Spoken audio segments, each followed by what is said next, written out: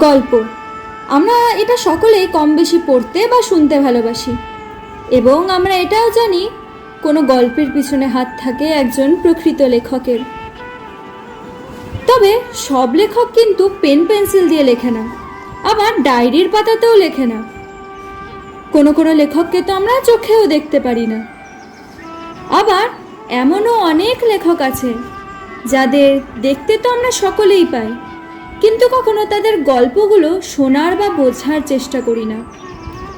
আজকের গল্প সেই রকমই এক লেখককে নিয়ে, যাদের দেখতে সবাই তো পায়, কিন্তু তার গল্প চিনতে পারে না, বুঝতে পারে না। আজকের আমাদের গল্প, আমাদের নিবেদন, সমুদ্র। সাগর কোনো এক শান্ত কবির অশান্ত সৃষ্টি, যার গর্জনে ভয়াল সিংহও কোনো অজানা ভয়ে ভীত। তা আসলে নিছকই কোনো আনমনা শিশুর অর্থহীন কথামৃত, বা তার শিষ্ট মুখের সরলতার মিষ্টতা। সে এমনি ছুটে আসে না, খেলায় না তার কক্ষের জলরাশিকে। সে গেয়ে যায় কোনো অজানা ভাষায় গান, যার অর্থ কখনোই বুঝতে পারি না আমরা। সে ছুটে চলে কোনো অপূর্ণ ব্যক্তিত্বকে পুনরায় অধিকার করতে। তার ঢেউ যখন আছড়ে পড়ে, লুটিয়ে পড়ে কোনো নির্মম পাষাণতনে, ব্যাকুল হয়ে চাই কোনো অজ্ঞাত অন্যায়ের সঠিক বিচার। শুনতে পাই না আমরা, বুঝতে পারি না, দাঁড়িয়ে থাকি নির্বাক। তার কলতান দেহের খণ্ডে খণ্ডে ঢুকলেও আদেও কি ঢোকে কারুর মনে?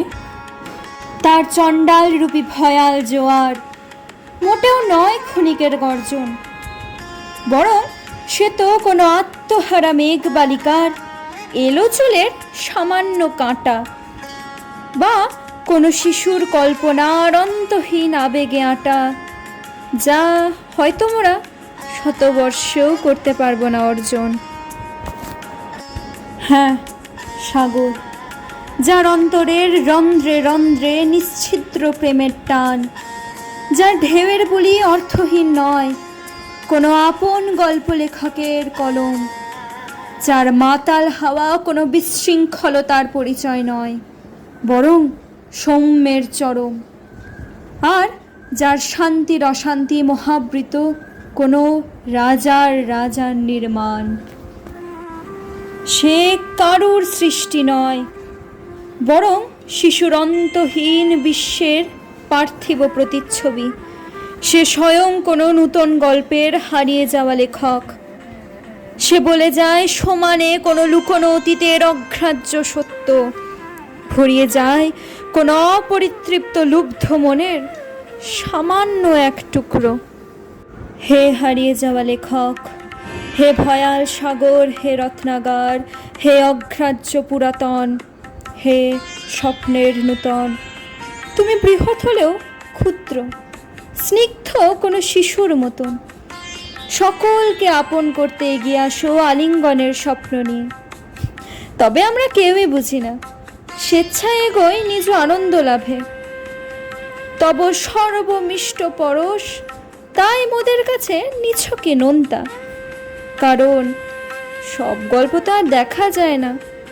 কিছু গল্প কলমে নয়, লেখা হয় মন দিয়ে।